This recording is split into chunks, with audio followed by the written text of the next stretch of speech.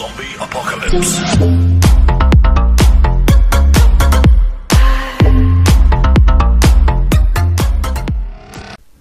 জয় গুরু, বন্দে পুরুষোত্তমম।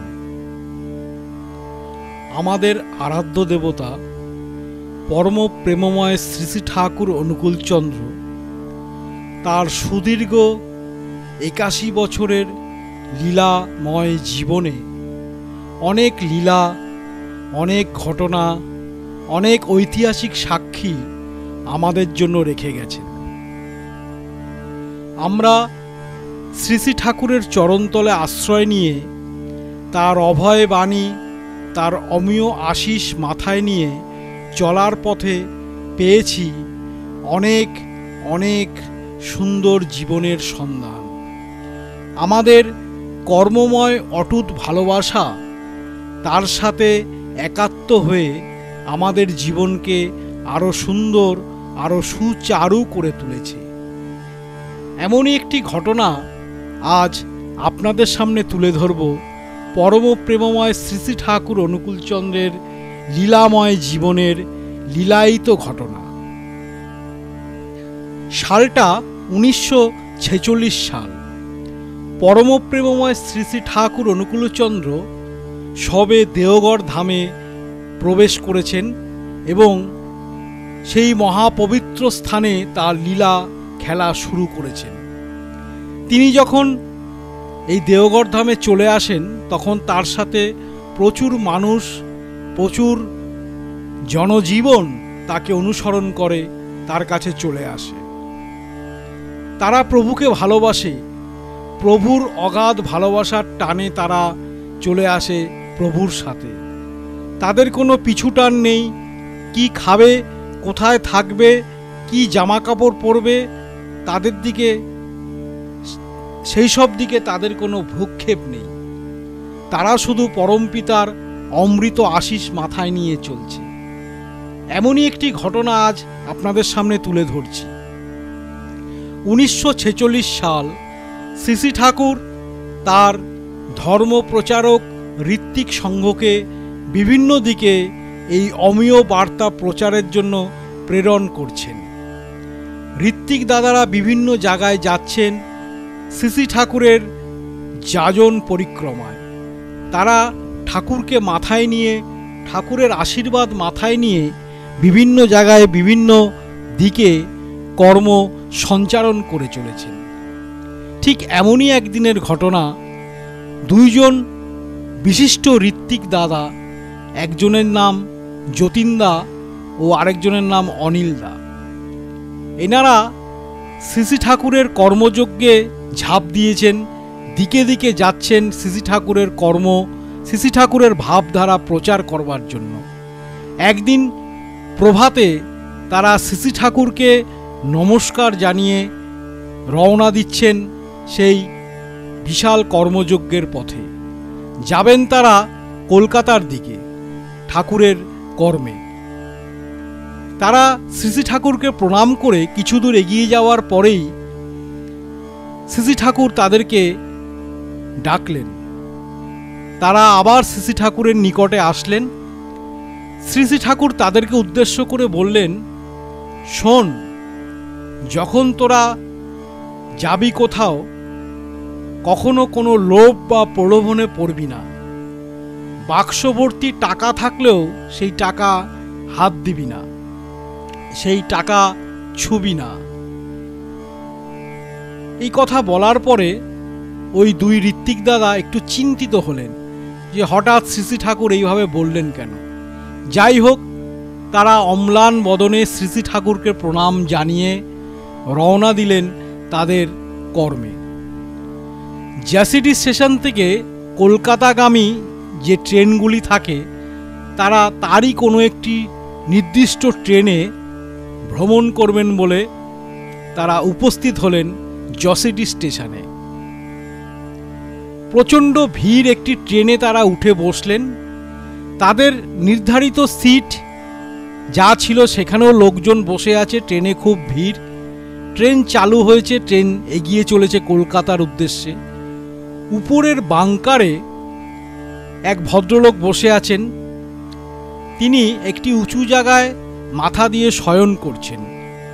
দুই ঋত্বিক দাদা যতীনদা ও অনিলদা সেদিকে লক্ষ্য করলেন এবং মনে মনে ভাবলেন, এইনি যদি এই স্থান পরিত্যাগ করে বা নিকটবর্তী কোনো স্টেশনে নেমে যান তাহলে আমরা এই জায়গাটি পেতে পারি।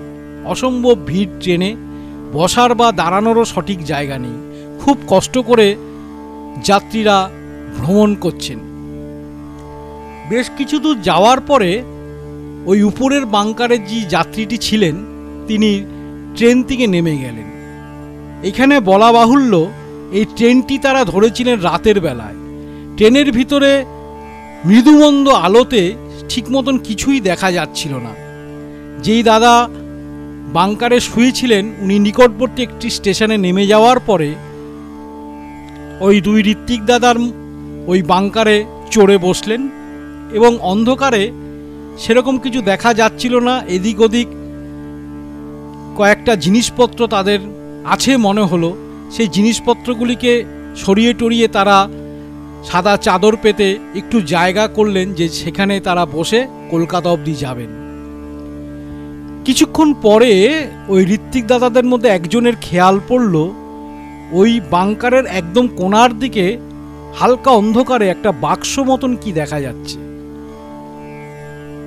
তারা কৌতূহলবশত সেই বাক্সটিকে সামনে গেলেন। বাক্সটিকে খানিকটা টেনে দেখলেন বাক্সটির তালাটিও ভাঙা বা খোলা অবস্থায় রয়েছে এবং তারা ওই বাক্সটিকে আস্তে আস্তে খুলে দেখলেন বাক্সের ভিতরে টাকার নোট ভর্তি, টাকার বান্ডিল ভর্তি। তারা তো অবাক হয়ে গেলেন যে এই কথাই তো শ্রী শ্রী ঠাকুর তাদেরকে দেওঘর আশ্রমে রওনা হওয়ার সময় বলেছিলেন। ঠাকুর তো তাহলে অন্তর্যামী। এইবার তারা কিং কর্তব্য বিমূঢ় হয়ে গেলেন।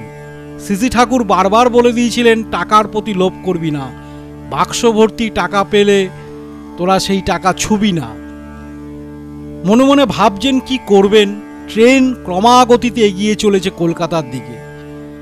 তারা বুঝতেই পারলেন যে এই টাকার বাক্সটি এর আগে যে দাদাটি ট্রেন থেকে নেমে গেছেন তারই।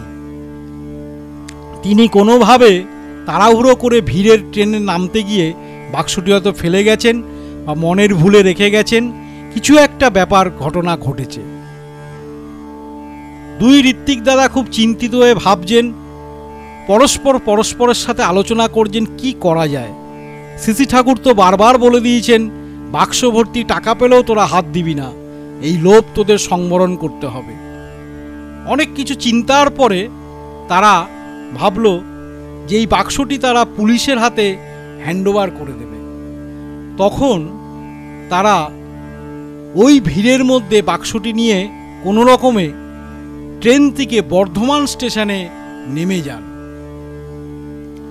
বর্ধমান স্টেশনে নেমে রেলওয়ে পুলিশের সাথে তারা যোগাযোগ করেন এবং সেখানে গিয়ে বাক্সটি রেলওয়ে পুলিশকে জমা করেন এবং পুলিশ অফিসার বাক্সটি খুলে দেখে ভর্তি টাকা।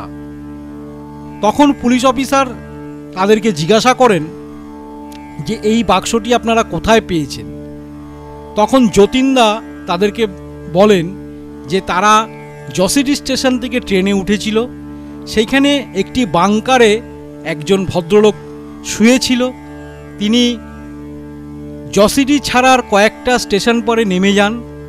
নেমে যাওয়ার কিছুক্ষণ পরে আমরা ওই দুই ঋত্বিক দাদা ওই বাংকারে চড়ে বসেন স্থান সংকুলানের জন্য। তখন ওই ট্রেনের ভিতরে আলো আধারির মধ্যে তারা এই বাক্সটি খেয়াল করেন এবং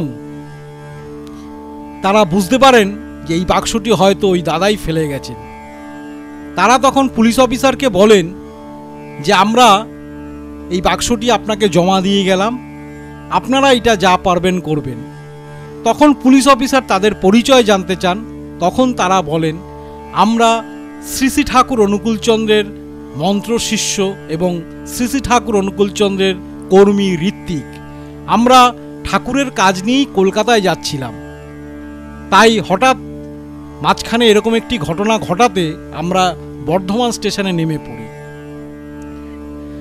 এবং আপনাদের কাছে এসে এই বাক্সটি হ্যান্ড ওভার করি। তখন ওই পুলিশ অফিসার তাদের মুখের দিকে চেয়ে বলেন, একটু আগেই এক ভদ্রলোক টেলিফোনের মাধ্যমে আমাদের এই বর্ধমান স্টেশনে একটি ঘটনা বলেন যে তার একটি ক্যাশ বাক্স তিনি ট্রেনে ফেলে চলে এসছেন এবং এই বাক্সটি যদি উদ্ধার হয় তাহলে যেন থানাতে এটি জমা করে রাখা হয়। যাই হোক, আপনারা খুব উপকার করলেন। আপনাদের ঠাকুরকে আমি সশ্রদ্ধ প্রণাম জানাই। এই যুগে এই বাজারে আপনারা যে এত নির্লোভ, আপনাদের যে কোনো লোভ নেই, সেটা জানতে এবং বুঝতে পেরে আমার খুব ভালো লাগছে যে শ্রী ঠাকুরের পদতলে আপনারা থেকে নিজেদেরকে কতটা নির্লোভ অনাসক্ত করে তুলেছেন, আপনাদের ধন্যবাদ জানাই। তখন অনিলদা এবং যতীনদা সেখান থেকে এসে যথারীতি আরেকটি ট্রেনে চেপে তারা কলকাতা রওনা হন এবং কলকাতার কর্ম সেরে তারা যখন আবার দেওঘরে প্রত্যাবর্তন করে, শ্রী ঠাকুরের কাছাকাছি যেতেই শ্রী ঠাকুর মুচকি মুচকি হাসছেন এবং তাদের দিকে তাকিয়ে আছেন। তখন যতীনদা শ্রী ঠাকুরকে বলেন, ঠাকুর আপনি অন্তর্যামী, আপনি শ্রী ভগবান, আপনার কথাই সত্যি হয়েছে। হ্যাঁ ঠাকুর, আমরা যখন ট্রেনে উঠলাম সেই রাতের অন্ধকারে, সেই আলো আধারির মধ্যে এই ঘটনা ঘটে। শ্রী ঠাকুরকে তারা বিস্তারিত ঘটনাটা জানায় এবং তারা কিভাবে এই বাক্সটি থানায় জমা করেছিল সেটিও জানায়। তখন শ্রী ঠাকুর তাদেরকে আশীর্বাদ করেন এবং আনন্দ প্রসাদে ভরিয়ে তোলেন। পরম পিতার কথা, পরম পিতার দেখানো পথে যারা চলে তারা জীবনে মঙ্গলের অধিকারী হয়, তারা জীবনকে সত্যি আনন্দের সহিত উপভোগ করতে পারে। লোভ, লালসা, হিংসা এগুলি আমাদেরকে আস্তে আস্তে অবনতির চরম শিখরে তুলে দেয়, যার জন্য আজ এই সমাজের এই কলুষতা, এই হানাহানি, মারামারি, কাটাকাটি। ভাবা যায় না যে ঠাকুরকে জীবনে গ্রহণ করলে, ঠাকুরকে ভালোবাসলে মানুষ কত লোভ, লালসা অনায়াসে নিমিষে ত্যাগ করতে পারে। এই ঘটনাটি তার উজ্জ্বল প্রমাণ। যাই হোক, আপনারা সবাই সুস্থ এবং ভালো থাকবেন, পরমপিতার আশিস মাথায় নিয়ে জীবনে এগিয়ে যান।